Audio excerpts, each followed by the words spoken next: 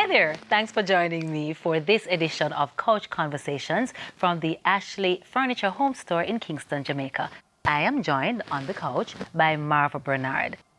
Marva, I have to be honest, whenever I see Marva's beautiful face, I think about netball. And I suspect that might be true for a lot of us.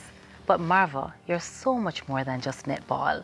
For example, you're the recipient of the Government of Jamaica Order of Distinction, the RJR Group Foundation Sports Award, Lifetime Achievement Award, the Gleaners Lifetime Achievement Award for Sports, just to name a few. But you're a lot more. Marva graduated from university with a degree in accounts and finance. Hello, a second degree too.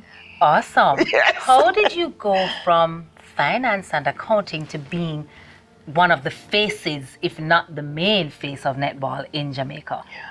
Well, I left university, did a short stint at Separate, and then went to Air Jamaica because I wanted to travel and see the world. So you go work in the office at Air Jamaica? Yes, went into the office.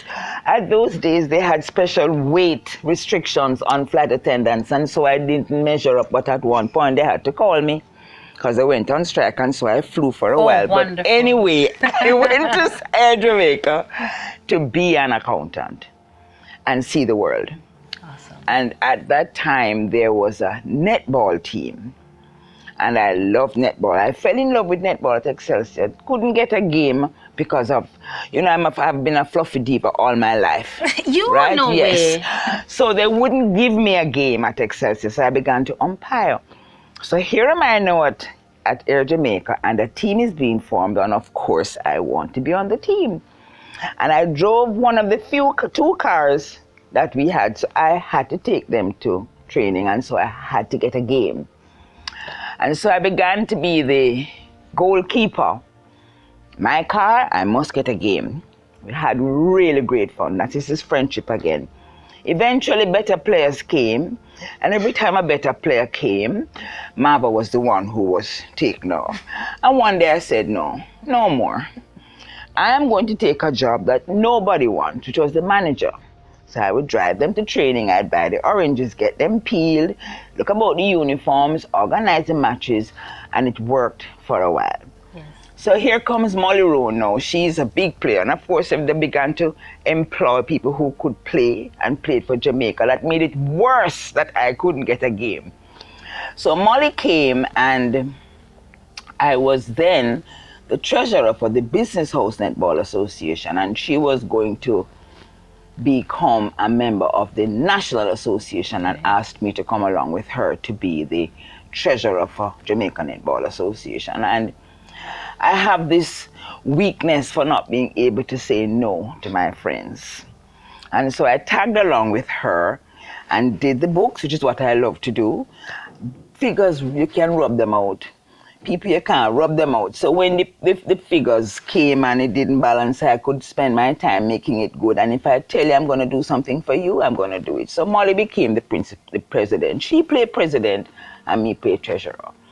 And it worked like that for a while. And then she asked me if I could manage the national under 21 team for her, because of course she knew I was doing it for Air Jamaica.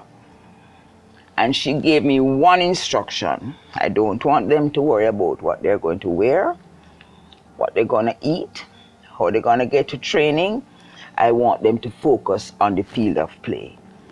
And I took that instruction very seriously, because from I was going to Excelsior, I know that poor people's children must have the same opportunities as middle class and upper class people's children. And I fell in love with a bunch of rambunctious, troublesome girls on that under 21 team in 1995. Most of them are still in my life today, but they taught me how to manage people. I used my father's sense of humor and my mother's patience to deal with these girls. And if I had my life to live over again, I would do it the same way. I'd be wiser and deal with certain things differently, but I would want them to be a part of my heart that they are still seriously a part of. Awesome. Just like you are, Marva. Thank you so much for sitting with me on this edition of Coach Conversations. It was my pleasure. And thanks to you, to Allison and to Ashley, for continuing to put and project women in society and in Jamaica. Awesome. Thanks for staying with me for this edition of Coach Conversations. Remember to stay tuned to our Facebook and Instagram pages for more.